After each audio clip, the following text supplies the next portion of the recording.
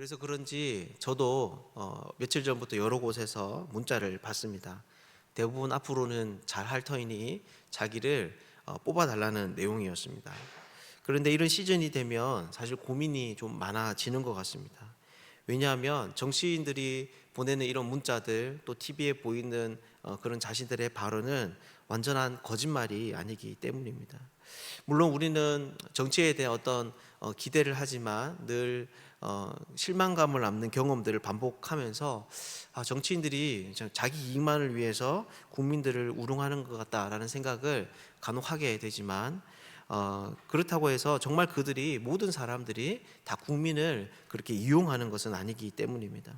그 가운데는 어느 정도 진정성이 있고, 또 심지어 어떤 사람들은 정말 자신이 좋은 그런 정치인이라고 진실하게 믿는 사람들도 있습니다. 그렇기에 단순히 그 사람들의 말을 듣는 것으로, 어떤 진정성이 느껴지는 그 사람들의 이야기를 듣는 것으로 좋은 정치인인지 또 나쁜 정치인인지를 구분하기가 쉽지 않은 것이죠. 그런데 이것은 우리 신앙인들도 마찬가지입니다. 교회를 다니는 사람들 중에 예배를 의도적으로 소홀히 여기거나 마음 먹고 대충 드리겠다라고 하는 사람들은 많지 않습니다. 물론 마음이 없는데 억지로 교회에 끌려왔다거나 신앙의 초보자일 경우에는 그럴 수 있겠지만, 대부분의 사람들은 예배는 하나님께 드리는 거룩한 행위라고 생각하기 때문에 진실하고 좋은 마음으로 예배를 드리려고 합니다.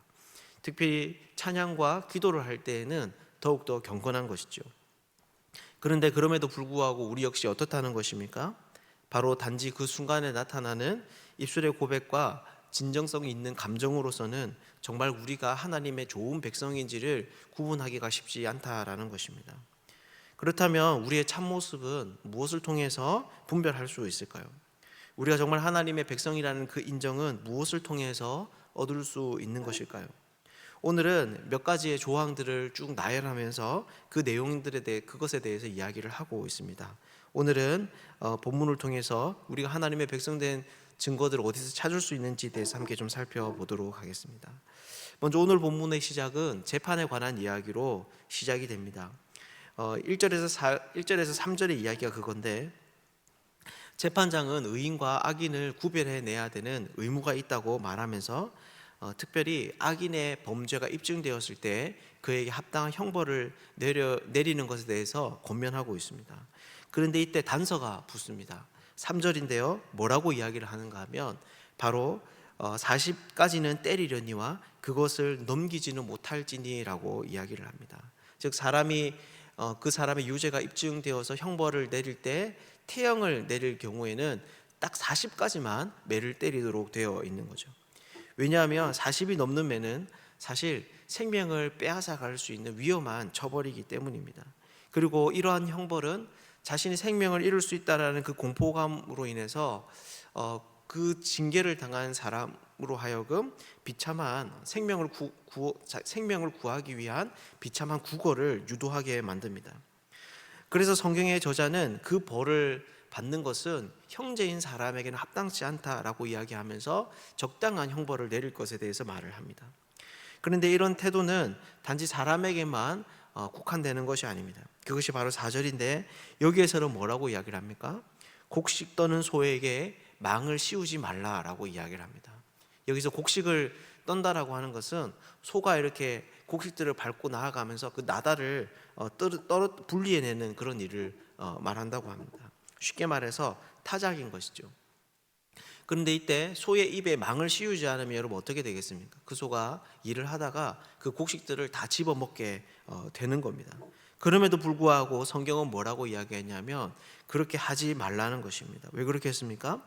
바로 소가 아무리 말 못하는 짐승이라고 하더라도 결국에는 자기 몸을 써서 인간들을 위해서 일을 해주기 때문에 최소한의 음식을 먹여가면서 일을 해야 된다라고 말하는 것이죠. 여러분, 그렇다면 이것이 무슨 말이겠습니까? 바로 생명은 어떤 경우에든 존중받아야 된다는 것입니다. 인간이든 짐승이든 살아있는 존재라는 그 자체만으로 어떤 부분에 있어서는 절대적인 보호와 또 지켜야 되는 그런 부분들이 있는 것이죠. 그리고 이어서 이번에는 미망인이 된 형제에 대한 이야기를 말해주고 있습니다. 이것이 이제 5절에서 10절에서 나오는 이야기인데, 쉽게 말하면 이런 내용을 담고 있습니다. 함께 사는 형제가 있었습니다. 그런데 그 형제 중에 하나가 아들이 없이 먼저 죽게 됩니다. 그러면 그 아내는 어떻게 되는가 하면 타인에게 시집을 가는 것이 아니라 그 남편의 또 다른 형제와 결혼을 해서 그 남편의 형제는 그 자기 형제의 아내의 집안에 대를 잇게 만들어 주어야 된다라고 하는 거죠. 오늘날 우리 입장에서는 이상하게 여겨질 수 있지만 사실 이런 일들은 역사적인 배경에 있는 아주 중요한 사회의 기틀 중에 하나입니다. 가나안 땅에 초기 정착하던 그 출애굽 시대까지 사실 올라가야 되는데 그때 이스라엘은 각 지파에 따라서 땅을 배분하게 됩니다. 그리고 그 땅은 각 집안에 따라 또 가문에 따라서 다시 재분배가 됩니다. 그래서 땅이라고 하는 것은 아무렇게나 사고 팔 수 있는 것이 아니라 그 집안이 가질 수 있는 어떤 고유한 재산이 되는 것이죠. 그렇게 여자가 만약에 자기 남편이 자식 없이 아들 없이 죽는다고 해서 다른 사람에게 다른 지파에게 시집을 가버리면 하나님이 만들어 놓으신 어떤 이런 사회적인 기초가 흔들려 버리게 되는 것입니다. 그래서 이런 땅의 유출을 막고자 하나님께서는 이런 제도를 만들어서 지키도록 하셨습니다. 그리고 이것이 우리가 잘 알다시피 룻과 보아스의 이야기의 배경이 되기도 합니다. 그런데 여러분, 이것이 어떻습니까? 쉽지 않은 일입니다. 왜냐하면 그렇게 해서 아들을 낳아도 그래서 그 아들을 열심히 먹이고 입히고 가르쳐도 결국에는 그 아들이 자신의 자녀가 되지 않기 때문입니다. 그래서 이러한 삶은 마음도 쓰고 재정도 쓰지만 아무런 보상을 얻지 못하는, 그 사람에게는 아무런 보상을 얻지 못하는 그런 일이 되는 거죠. 그래서 이 다음 구절을 보면 어떤 이야기들이 나오냐면 이런 의무를 행하지 않았을 때 어떻게 이 문제를 처리해야 될 것인지에 대한 이야기가 나옵니다. 어떻게 나옵니까? 바로 그 사람을 성읍 장로들이 보는 공개적인 자리로 소환을 합니다. 그리고 이 의무를 지지 않으려고 하는 그 사람의 뜻을 분명하게 확인하고 신을 벗기는 것이죠. 그리고 난 다음에 그 사람의 얼굴에다가 침을 뱉습니다. 여러분 한번 상상해 보십시오. 공개적인 자리에서 자신은 이런 일들을 행하지 않겠다라고, 하나님의 말씀을 받아들이지 않겠다라고 공개적으로 선언하는 그 자리에 침을 받는 그 장면이 여러분 얼마나 부끄럽겠습니까? 그런데 여기서 끝이 아니라 이후에도 이런 수치는 계속됩니다. 그 집이 계속 신벗김 받은 자의 집이라고 사람들 가운데 회자되며 비아냥거림을 받는 것이죠. 그렇다면 여러분, 이 조항이 말하는 것이 무엇이겠습니까? 바로 하나님의 백성들은 자신이 입을 손해 때문에 어려움이 빠진 형제 자매들을 모른 척 해서는 안 된다는 것입니다. 적극적으로 그들의 아픔에 동참하고 그들을 이렇게 세우기 위해서 함께 노력할 수 있어야 된다는 것이죠. 그리고 이어서 다음에 나오는 이야기들은 사실 앞에 나오는 이야기들과 조금 다른 맥락을 가지고 있다는 느낌을 받을 수 있습니다. 그런데 다시 한번 생각해 보면 이후에 나오는 이야기도 앞에 나오는 이야기와 비슷한 맥락을 가지고 있습니다. 왜 그렇습니까?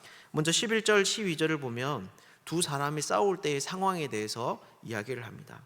이때 한 사람이 약간 싸움에 불리해진 것 같습니다. 그래서 아내가 어떻게 하는가 하면 자신의 남편을 구하기 위해서 상대방의 음낭을 잡아버리는 것입니다. 오늘날로 말하면 사실 이런 행위는 성범죄에 해당해서 징역을 살든지 또 합의를 보든지 하면서 해결을 할 수 있습니다.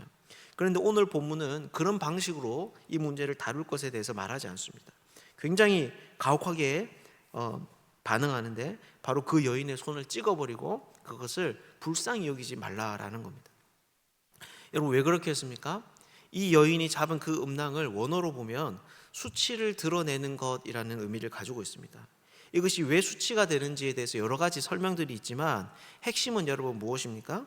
바로 이런 행위들이 방금 전까지 치열하게 싸우던 그 싸움을 부가적인 이슈로 만들어 버릴 만큼 상대방에게 굉장히 큰 수치와 모욕감을 주는 그런 행위다라는 것입니다. 그러니 이 말은 어떤 경우라도 인간의 존엄을 해칠 만큼 그 사람을 수치스럽고 모멸감을 주어서는 안 된다라고 하는 것을 담고 있습니다. 아무리 그것이 위급하고 중요한 상황이라고 하더라도 상대에 대한 선은 지켜줘야 되는 것이죠.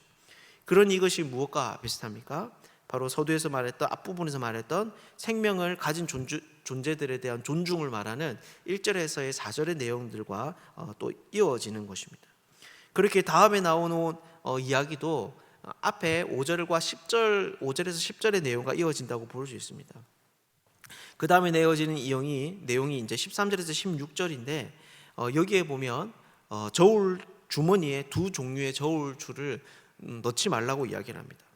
그 당시에는 아직 화폐가 없어서 물물 교환으로 상행위가 이루어졌다고 합니다. 그러니 저울추는 사람들의 삶에 있어서 굉장히 중요한, 상행위에 있어서 상업에 굉장히 중요한 도구였던 것이죠. 그렇기 때문에 이 저울추를 속이게 되면 그것을 상대를 기만하여서 재정을 불이한 방식으로 착복할 수 있는 악한 일이 되는 것입니다. 이것에 대해서 그래서 성경은 온전한 저울추를 가지고 공정한 측량을 할 것을 말하고 있습니다.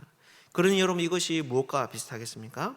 바로 5절에서 10절의 내용과 비슷합니다. 왜냐하면 이건 역시나 앞에서 이웃의 아픔과 어려움에 함께 공감하고 적극적으로 도와줘야 된다는 이웃사랑의 또 다른 한 단면을 보여주기 때문입니다. 여러분, 그렇다면 이 앞에서 나오는 이야기들이 우리에게 말해주는 것이 무엇이겠습니까?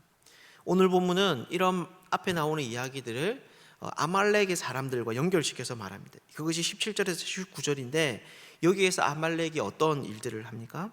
바로 이스라엘을 길에서 만날 때, 이스라엘 백성들이 출애굽을 할 때 이제 광야를 지나가면서 아말렉과 만나게 되는데, 그때 그들이 지친 이스라엘 백성들을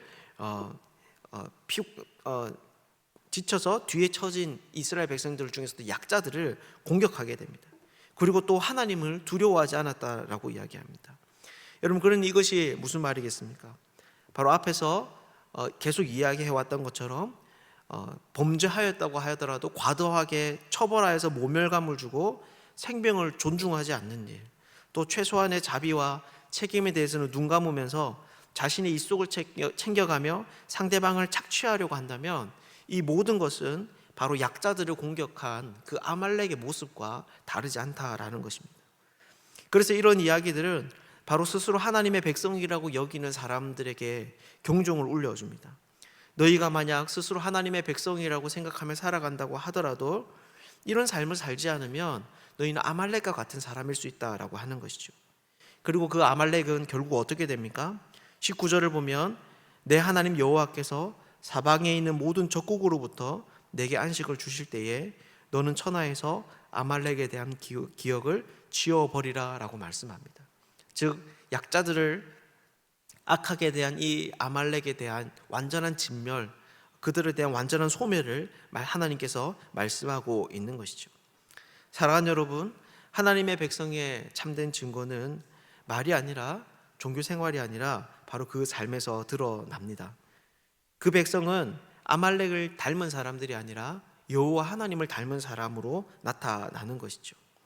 오늘 하루도 우리가 살아가면서 이 말씀을 두렵게 들을 수 있기를 바랍니다. 오늘 하루도 그 아말렉이 나일 수 있다는 생각을 가지고 적극적으로 하나님의 말씀을 따라 선한 삶을 사는 복된 사람들 되시기를 주님의 이름으로 축복합니다.